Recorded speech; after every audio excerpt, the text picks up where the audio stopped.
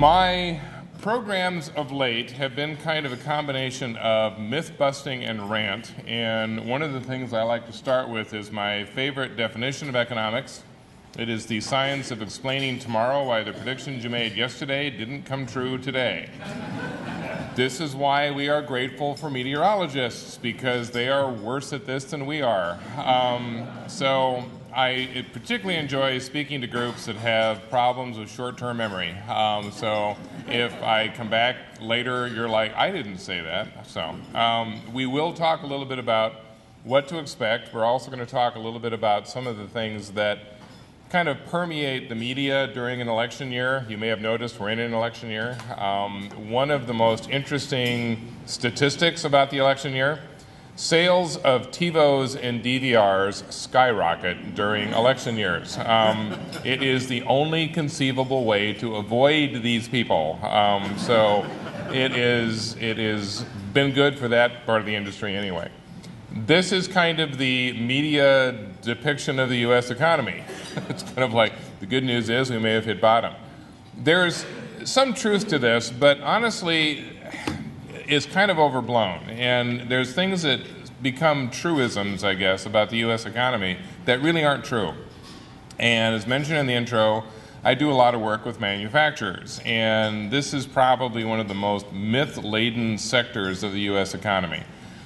There is an assumption, it's been going on for years, that we no longer make anything, that we are a country that doesn't make products, we don't have manufacturing anymore, we don't have industrial production, it all comes from China, and all we do is push paper and spend on things made elsewhere. That's not true. The U.S. accounts for 40% of global manufacturing by value. China accounts for 10%. We are 4 times larger than China as a manufacturing nation by value. China makes the junk we buy in Walmart. We make the machines the Chinese use to make the junk that make in Walmart. We make airplanes. We make road building equipment. We make sophisticated products. We're one of the world's leading manufacturing nations. The only country that comes close to us is Germany. They're the other 40%. And then the rest of the world divides up that 20%. So we continue to be a powerful manufacturing nation. 1 out of every 7 jobs in the United States is dependent on manufacturing or is in manufacturing. You are constantly seeing references to how few people are in manufacturing, but that is an accident of how it's counted.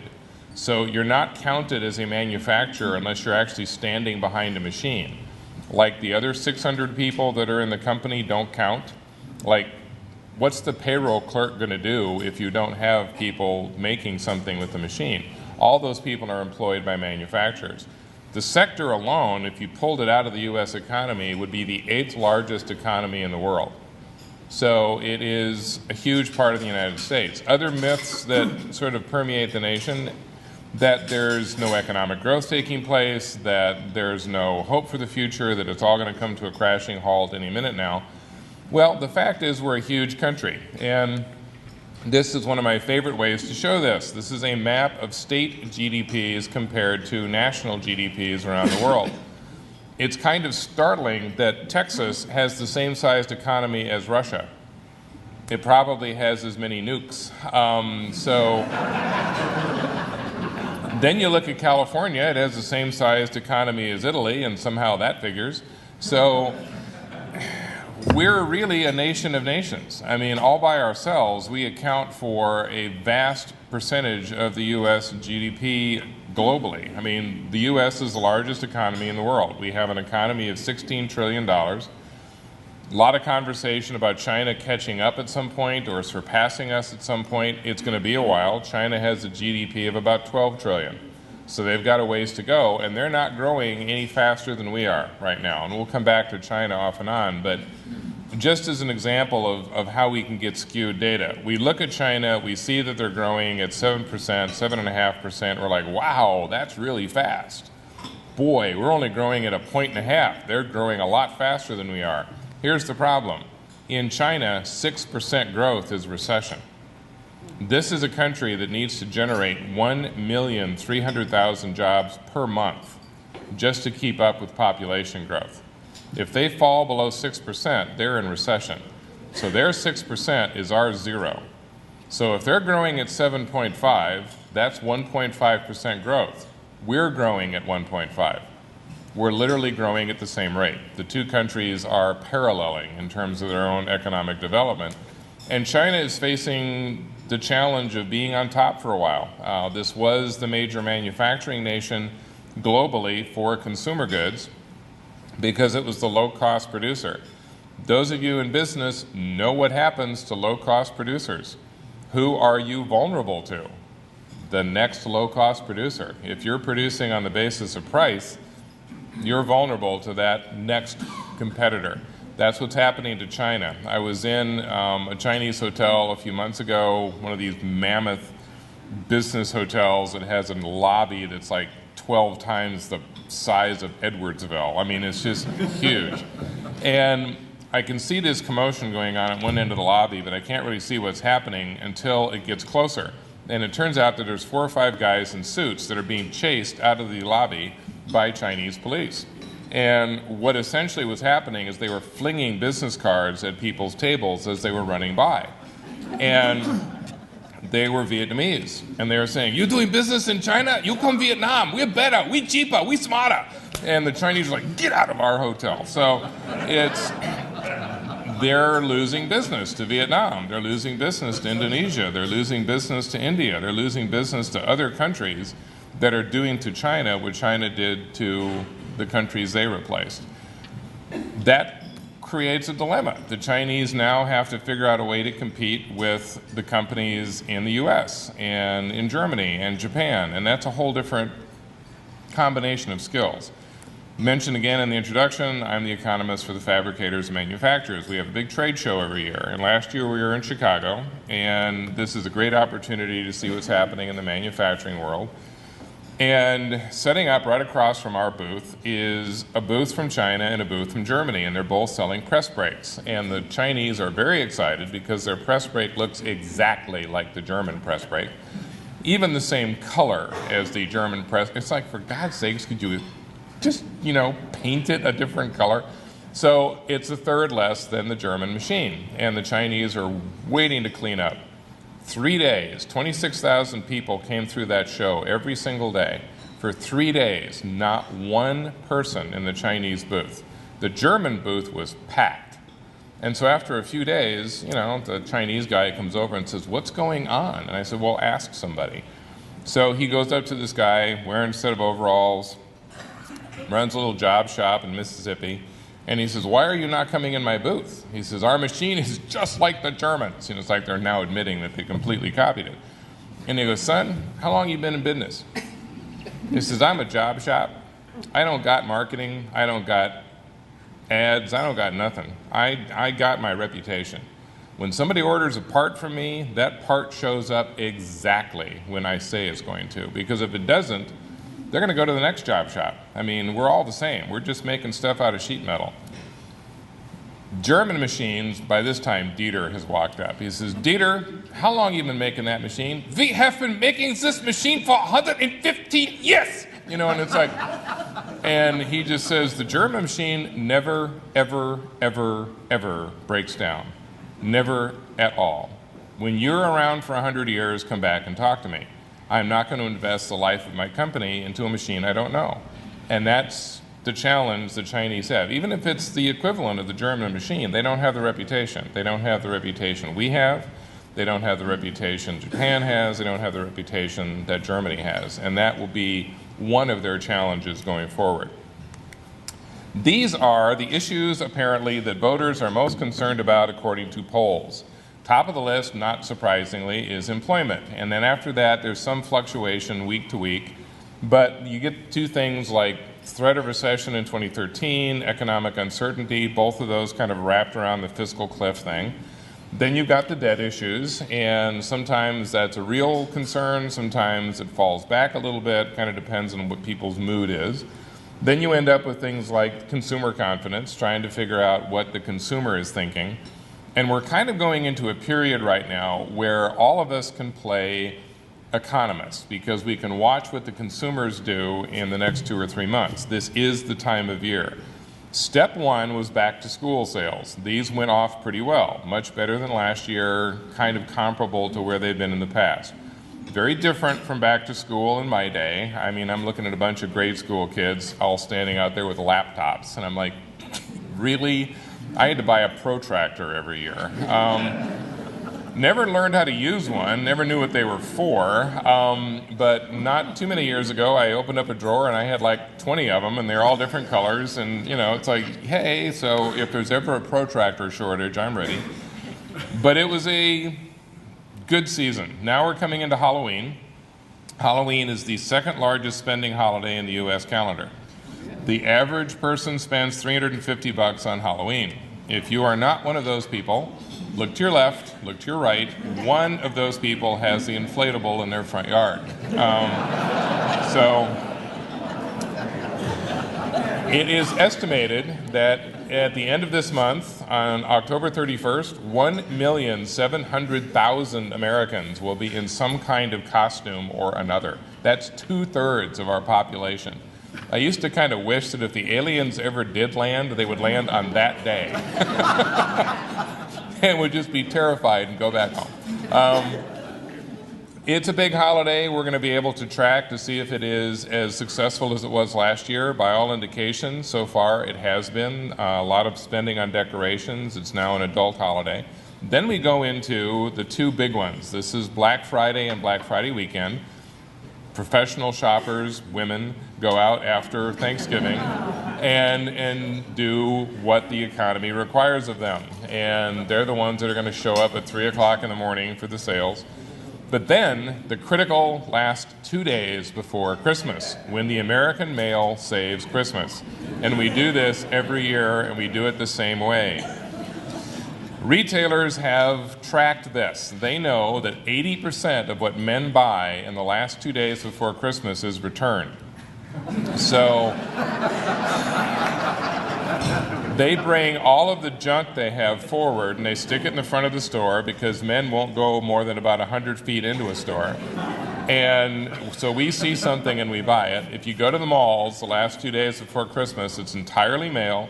They all have deer in the headlight look, and if you're a man carrying a bag, other men will begin to follow you.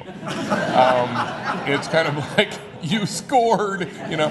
So you have this moment when men are diligently trying to figure out what to do for members of their family. I learned this valuable lesson a number of years back.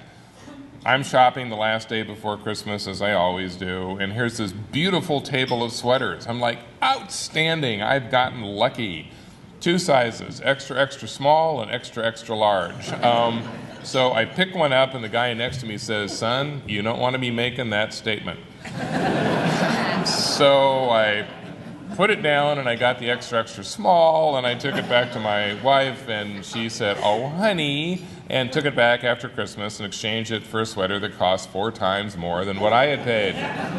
Thus, men saving Christmas. Women spend, on average, 4 to 5 times what was spent on them with the goods that they are bringing back. And, you know, men have tried to use the gift card, but nothing says, I love you, I've been married to you for 20 years, more than a plastic card saying, I have no idea what you want. It's just kind of like, really? It's like, so glad you're following all the hints. So that and the fact that men have the most atrocious taste in perfume of any creature on the planet. And Estee Lauder did a study a number of years ago trying to figure out what men actually liked so that they could, develop a perfume that would just be magnet for men. They never got very far with it because the top 3 smells were motor oil, new car smell, and cinnamon rolls.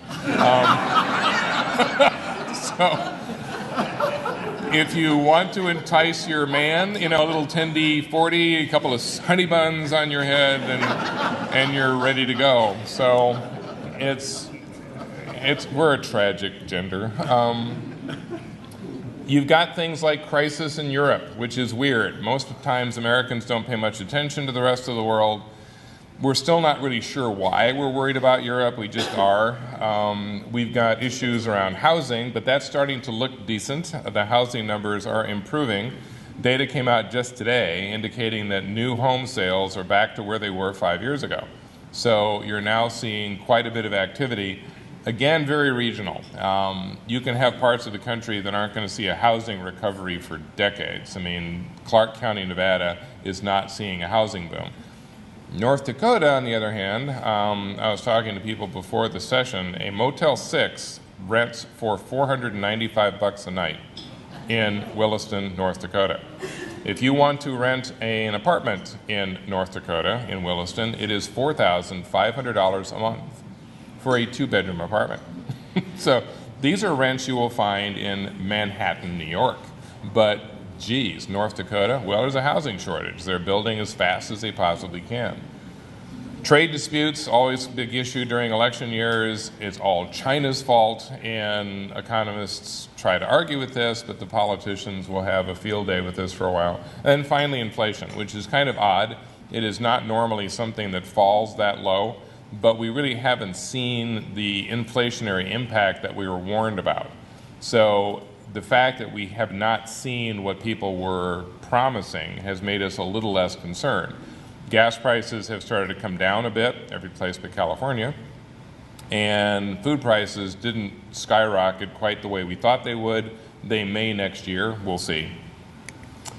If you look at this, this is kind of an indication of where the labor market has been. And it's important to note that we got an improvement and things began to, as far as the unemployment rate is concerned, it peaked at one point and has become a little less of an issue. But the challenge with employment is that the statistics that we use are not great. If you remember a week or so ago, there was wild ecstasy within the press. My God, unemployment has fallen from 8.1 to 7.8. We're saved. And the economists were like, you do realize that's one of the most meaningless statistics we have. It is derived from a thing called the household survey. 600 some odd families are polled every month and asked a critical question. Is anybody working in your household?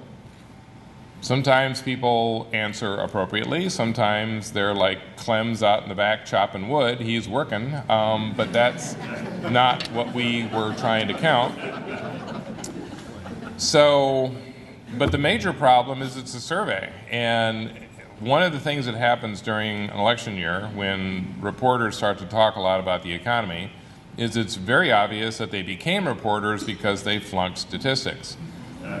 A survey is only accurate within 3 points either way of the core number. So if somebody says the unemployment rate is 8.1, what it really means is it's between 7.8 and 8.5, somewhere in that range. If the unemployment rate is 7.8, it's between 8.1 and 7.5. 8.1 is common to both of those ranges. It is entirely possible that unemployment changed not at all. We don't know for sure. It's in a range. Maybe it went down. Not absolutely certain. You have to look at a bunch of other stuff. The Conference Board comes up with a thing called the Employment Trends Index, the ETI, and they take 8 different measures of employment and they just track how many of them are up and how many of them are down. And the ecstasy did not extend to the ETI. 5 of the 8 are still trending negative. 3 of them are trending positive. There has not been much of a change in unemployment. We'll talk a little bit about why. 2 of my favorite ways to track unemployment, at least because they're more fun, one is the toilet paper index. The Institute for Supply Management does the thing called the Purchasing Managers Index, the PMI. You've seen this before. One of the sub-indices for the PMI is the TP index, because we've discovered that when you're hiring more people, you use more toilet paper. When you're firing people, you use less toilet paper. So you can compute how much toilet paper a company is buying or not and know if they're growing. You can also tell if they have more women than men. So very useful. The other index, which is a whole lot more fun to research, is called the Vixen Index and sometimes the Hot Waitress Index. This was developed back in the 1980s in Florida and has been tracking dead accurately for 17 years. And it basically says that the hotter the waitress at Starbucks or your local watering hole, the higher the unemployment rate. When the unemployment rate is low, they get all kinds of cool jobs in corporations, but when it's low, high, then they have to go to work in the local bar. So there are millions of men now who describe themselves as economic analysts. And And it's just like, I am not ogling. I am adding to the well-known Vixen index. So this is household survey, establishment survey, two of the ways that we look at things. They tend to trend somewhat similarly, but not exact numbers.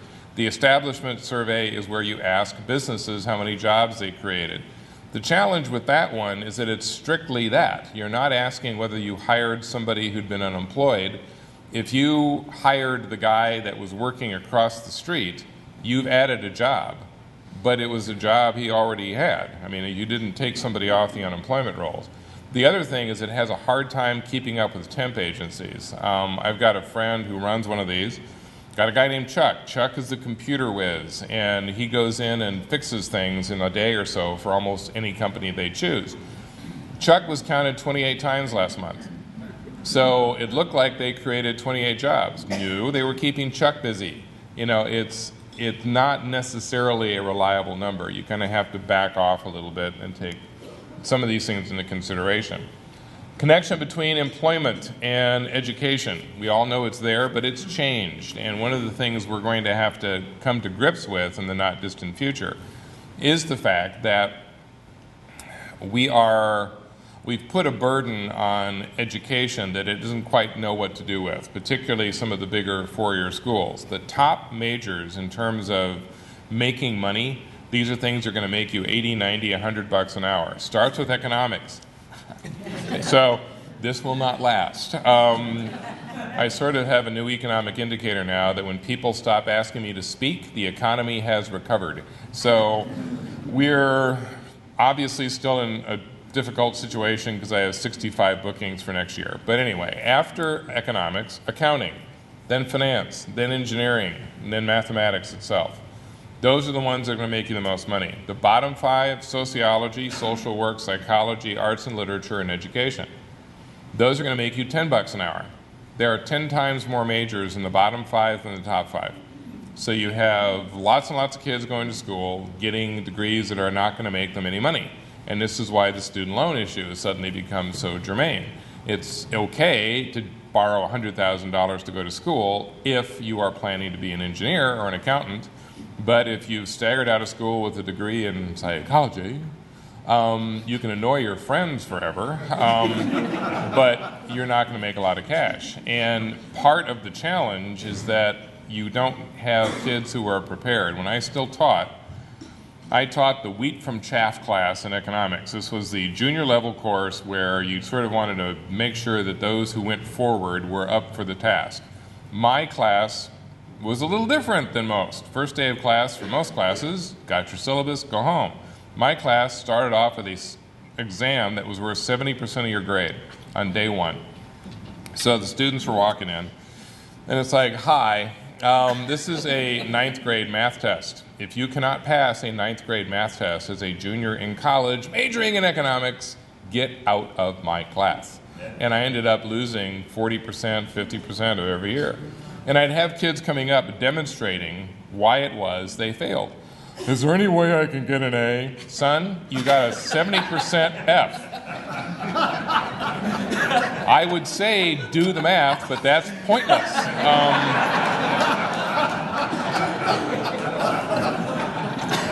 This is an actual response to a math test.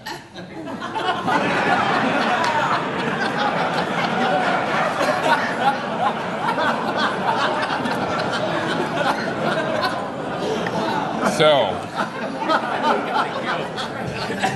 this is what happens when the Where's Waldo generation tries to get a job. So, if you look kind of down the road to economic performance, I mean, you know, this is the fiscal cliff scare, and the whole idea is that if we go careening off the fiscal cliff, we are going to be in big trouble. This is kind of a worst case scenario, which has us in recession for quarter after quarter after quarter. We all kind of know the drill. Last year, Congress kind of came up with this last minute fudge where they said, we're going to just, by God, make sure that we're going to take this seriously by putting in all these kind of crazy demands. And at the time, I'm thinking, Congressman, You have a $16 trillion debt. It is 110% of GDP. We're running an annual deficit of $1.3 trillion. Is that not enough to make you take this seriously, that you had to play some games? I mean, really. I heard a radio thing the other day about a possible solution would be to outsource Congress. Just hire a bunch of guys from India, and it's just kind of like they could not possibly do any worse. So now you've got this thing coming up where if something isn't done, we all get hit with a major tax increase, and the Defense Department in particular is in trouble because the demand was that 10% across the board cuts. They're not even allowed to determine what they want to cut. It's just everything 10%. And the Navy has patiently pointed out that when you only build 90% of an aircraft carrier, you have problems. As one admiral said, it becomes the weirdest shaped submarine you've ever seen. Realistically, a poll of economists taken about a week ago asking what was going to happen with the fiscal cliff, 60% of us demonstrating that we are the most cynical profession on the planet, came back and said, there's going to be a fudge at the last minute, and it'll be 1 minute after midnight of this year, because if you remember, Congress said, we can't change this now that it's in action. We're committed to this. The operative word there is we. They only committed this Congress. No Congress is allowed to commit a subsequent Congress. It's not legal. The second the new Congress comes into effect, it's a whole new ballgame. Otherwise, you'd have Congresses, every time they would change, would pass thousands of pieces of legislation and stick the next guys with it. So they're not allowed to. They can't. So they were accurate. We can't change this. They can. So 1 minute after midnight, the new Congress will sit there and say, well, that was stupid. And we're going to kick this down the road 6 months, a year, 6 years, 6 minutes, who knows, whatever they decide. 17% of us were optimistic and thought that there was going to be some kind of last-minute compromise which actually accomplished something. And then 22% thought that they would be just dumb enough to let it happen and plunge the U.S. into chaos. I tend to go with the cynics. I think it will be another one of those kind of embarrassing moments where we're all looking at these people. This Congress has been the least productive since 1949. It has passed less legislation than the famous do-nothing Congress after the Second World War. So when you go to the polls this year, attach little notes and saying, I'm voting for you, but you're on my list. It's like, please demonstrate that you're doing something.